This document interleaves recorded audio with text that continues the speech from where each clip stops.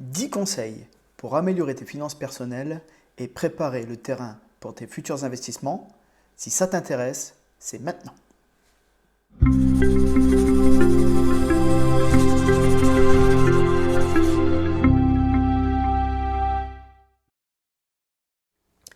Aujourd'hui, on va parler d'éducation financière. L'éducation financière, c'est la seule matière qui gagnerait à être enseignée dès le plus jeune âge à l'école. Et c'est une matière qui probablement ne sera jamais enseignée et c'est bien dommage. Ça nous permettrait dès le plus jeune âge d'être sensibilisés au système financier, à tout ce qui nous entoure et à préparer au mieux nos investissements sans en avoir peur. La peur, c'est un peu ce qui bloque les Français et c'est pour ça que dans leur système d'épargne, on joue la sécurité au maximum, c'est-à-dire le livret A, donc c'est un livret réglementé qui rapporte 0,75% d'intérêt. Ces intérêts ne sont pas fiscalisés, donc vous ne payez pas d'impôt dessus. Et une assurance vie sur fonds euros, c'est-à-dire 100% du fonds euro qui rapporte en 2018 1,5% d'intérêt, sachant que ces deux placements rapportent moins que l'inflation. C'est-à-dire l'inflation est en gros à 1,8% par an. Donc ces deux placements sont en dessous de l'inflation. C'est-à-dire que l'argent qui est placé sur ces solutions perd de la valeur chaque année. Voilà, aujourd'hui, je vais vous donner pour moi les 10 conseils qu'il faut absolument respecter pour pouvoir mettre en place une rigueur budgétaire et préparer au mieux le terrain pour vos futurs investissements. On y va, conseil numéro 1. Dépensez moins que ce que vous gagnez. Ça peut paraître bête, mais en 2018, la France a enregistré 92 000 dossiers de surendettement. Ça veut bien dire ce que ça veut dire, les gens ont tendance à dépenser plus que ce qu'ils gagnent. Donc, contrôlez vos entrées et vos sorties. Les salaires, qui sont majoritairement la seule rentrée d'argent. On peut trouver aussi des revenus locatifs, si vous êtes déjà propriétaire bailleur. La CAF également, pour ceux qui sont allocataires. Toutes ces rentrées d'argent, on va les additionner et bien sûr, on va soustraire toutes les charges fixes, c'est-à-dire les dépenses qui sont toujours les mêmes de mois en mois, donc l'assurance auto, l'assurance habitation, les abonnements téléphone, internet, l'électricité, toutes les charges qui sont toujours les mêmes de mois en mois. Souvent, elles sont prélevées, donc c'est facile à regarder sur son compte en banque. Il faut aussi soustraire les charges variables, c'est-à-dire les charges qui diffèrent de mois en mois, c'est-à-dire le montant de l'alimentation, les dépenses pour les vêtements, les restaurants, toutes ces charges variables, vous devez établir un montant moyen. Vous prenez entre 3 et 6 mois où vous regardez ce que vous dépensez en charges variables et vous faites une moyenne. C'est-à-dire une fois que vous avez tout payé, il vous reste une somme d'argent. Cette somme d'argent-là, c'est votre capacité à mettre de côté. Il faut qu'elle soit bien sûr le plus important possible et ça va vous permettre de préparer le terrain pour commencer à investir. Conseil numéro 2. Si votre reste à vivre n'est pas assez important, vous allez devoir faire des choix et réduire vos dépenses. Alors, sur quel axe on peut travailler pour réduire ses dépenses ? Éliminer certains abonnements. Netflix, est-ce que c'est vraiment nécessaire ? C'est une question qu'il faut se poser.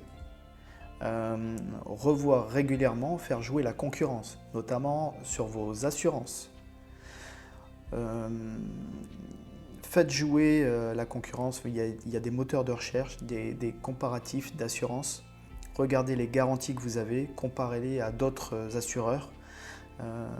Il faut le faire régulièrement, c'est pénible, mais on peut gagner pas mal chaque mois en allant voir la concurrence, qui sera ravi de vous récupérer, sachez-le.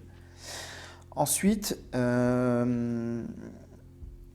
pensez à une banque en ligne. Une banque en ligne, c'est pas de frais bancaires, pas de frais de gestion, pas de frais sur vos cartes de crédit. Il y en a des très bonnes. Moi, je sais que depuis quelque temps, alors j'en ai essayé plusieurs, mais Boursorama, c'est vraiment quelque chose qui se prête très bien à ce que je fais moi. C'est-à-dire, j'ai pas envie d'aller voir mon conseiller bancaire tous les mois.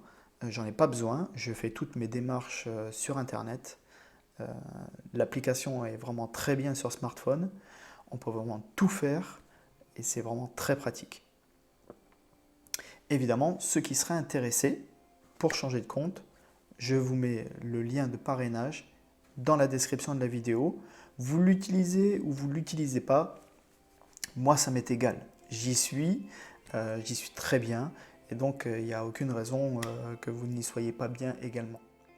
Conseil numéro 3, évitez absolument les crédits consommation. Utilisez-les vraiment si vous ne pouvez pas faire autrement, une urgence, un cas de force majeure. Mais si vous n'en avez pas besoin, évitez-les. Vous allez avoir, c'est un peu, en tout cas, l'engrenage vers le surendettement. On connaît les sociétés de crédit consommation qui délivrent assez facilement les crédits parce qu'ils ont une armada d'avocats derrière pour pouvoir récupérer leur argent si les gens ne peuvent pas le faire. Donc évitez, si vous avez envie de quelque chose, épargnez, mettez de l'argent de côté, différez votre achat pour pouvoir l'acheter en cash. Conseil numéro 4, payez-vous 2 fois par mois. Je m'explique. Vous avez peut-être entendu cette phrase qui dit payez-vous en premier. C'est-à-dire vous recevez votre salaire, vous faites un virement automatique directement sur un livret A, parce que c'est le plus facile, et vous épargnez une somme régulièrement, 50, 100, 200 euros selon votre capacité, selon votre reste à vivre. Ça, voilà, c'est la première action, c'est de vous payer en premier. Sachez que depuis qu'il y a le prélèvement à la source, vous ne serez pas payé en premier, vous serez payé juste après, puisque les impôts se servent d'abord avant que vous puissiez vous payer en premier. Voilà. Payez-vous une deuxième fois à la fin du mois, c'est-à-dire prenez l'habitude de faire l'arrêté mensuel de vos comptes. Avant que votre salaire n'arrive, du mois suivant, donc, regardez ce qui vous reste. Si vous ne l'avez pas dépensé, c'est que vous n'avez pas besoin de le dépenser régulièrement. Donc cet argent-là, mettez-le de côté, soldez votre compte avant que votre salaire arrive, remettez-le à 0. Et parce que sinon, ce qui se passe, c'est que ça va rester sur le mois d'après et vous allez avoir un petit peu plus d'argent, vous allez le sentir et vous allez forcément le dépenser. Donc pour éviter ça, prenez l'habitude de faire l'arrêté mensuel de votre compte et une deuxième fois de mettre sur un versement, cette fois pas programmé puisque c'est pas régulier, vous ne savez pas ce qui vous reste, mais en tout cas, verser cet argent-là sur ce livret A également.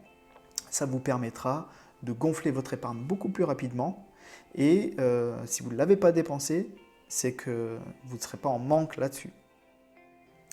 5e conseil, une fois que vous avez votre épargne de précaution réunie, l'épargne de précaution, je le rappelle, c'est la somme que vous estimez avoir besoin en cas de coup dur. C'est votre matelas de sécurité. C'est-à-dire, il y a des gens qui ont besoin de 3 mois de salaire pour se dire « Ok, s'il m'arrive quelque chose, je peux prendre là-dessus, je m'en sers et je recomplète progressivement cet argent. Je ne recours pas au crédit conso et je suis sécurisé. »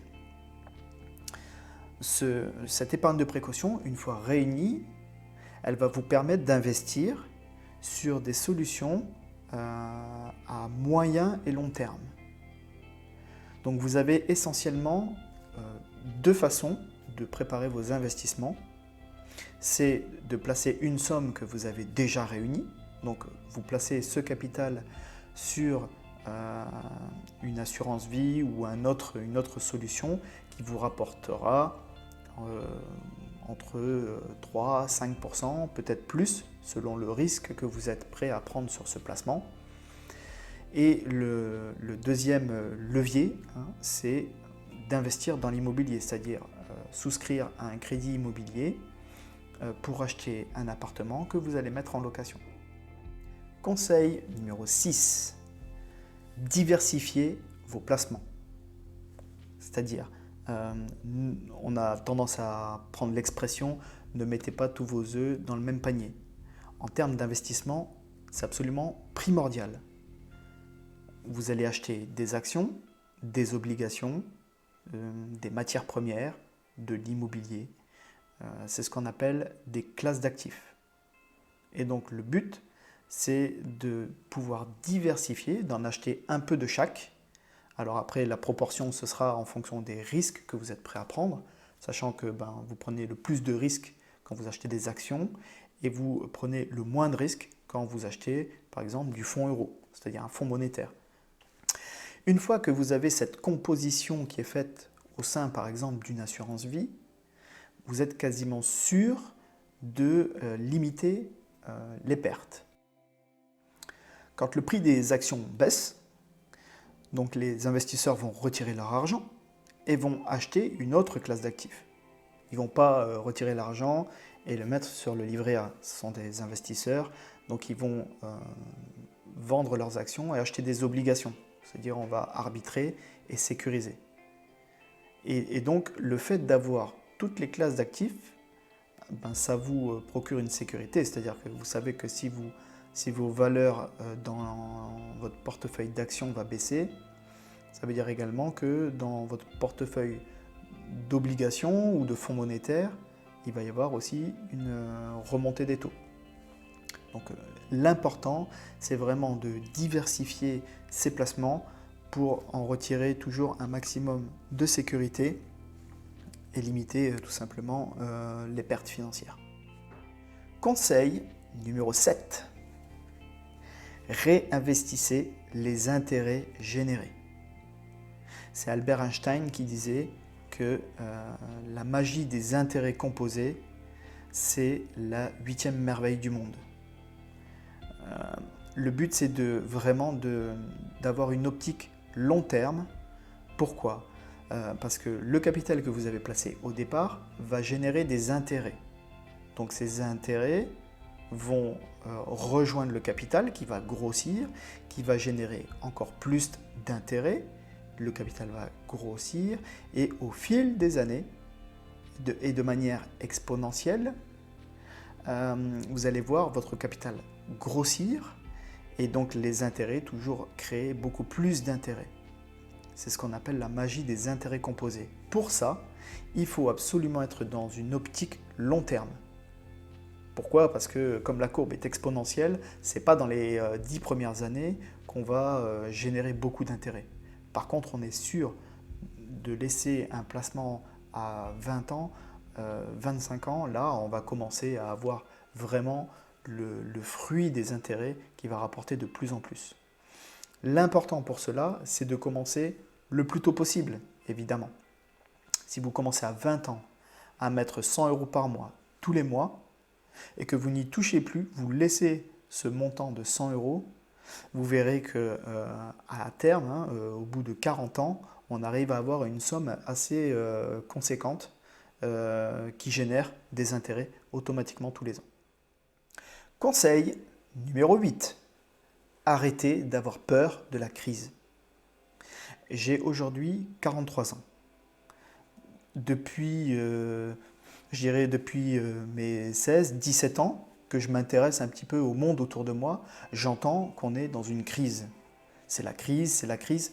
Non, il faut arrêter avec ça. L'activité est cyclique, donc effectivement, il y a des hauts, il y a des bas. Le but, c'est vraiment de laisser ces placements en long terme pour pouvoir laisser le mouvement des courbes de la bourse, les laisser faire. Et vous verrez que si vous prenez un cours de la bourse sur une semaine, il va y avoir beaucoup de fluctuations. Ça va monter, descendre, monter, descendre. Ok. Prenez une entreprise qui existe depuis 40 ans, cotée en bourse. Vous verrez qu'il n'y a aucune de ces entreprises qui ont une courbe baissière. Elles ont toutes une courbe haussière. Donc il n'y a pas à avoir peur. À partir du moment où on laisse son argent assez longtemps, on est sûr de pouvoir, de ne pas avoir de baisse au final. Conseil numéro 9. Et là, c'est un conseil qui est difficile à préparer, c'est préparer la succession de votre patrimoine. En France, on a un deuxième sujet après l'argent qui est tabou, c'est la mort. Pourtant, préparer la transmission de son patrimoine peut enlever une épine du pied à ceux qui vont récupérer ce patrimoine avec les droits de succession à payer et le partage plus ou moins dans la bonne entente du patrimoine. C'est vraiment quelque chose qu'il faut préparer de son vivant et pas quand on a 75-80 ans et qu'on perd un peu ses facultés de réflexion. Il faut le préparer de bonne heure, sereinement, hein, en parlant ouvertement aux gens qui seront et qui feront partie de la succession pour que ce soit clair dès le départ pour tout le monde. Et vous verrez qu'au moment où il vous arrivera cette tragique fin qu'est la mort pour tout le monde, vos proches seront, ils seront au fait avec ce qu'ils auront.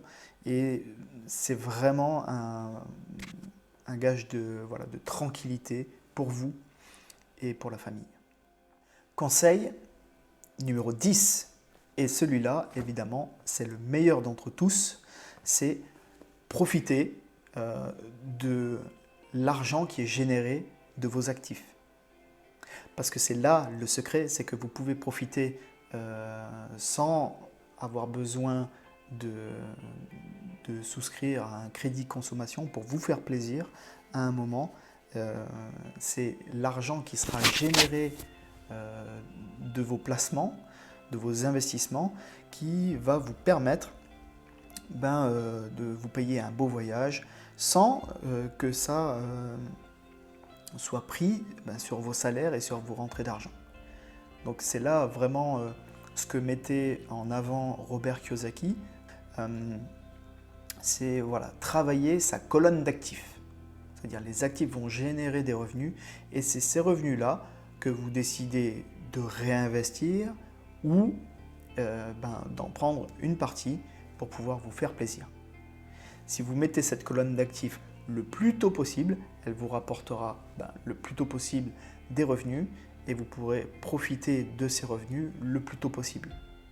Et c'est bien ça le but, de préparer au mieux ces investissements, de faire un petit peu des efforts, avoir une certaine rigueur au départ parce que c'est cette rigueur-là qui va vous permettre d'avoir des récompenses sur un horizon à plus long terme.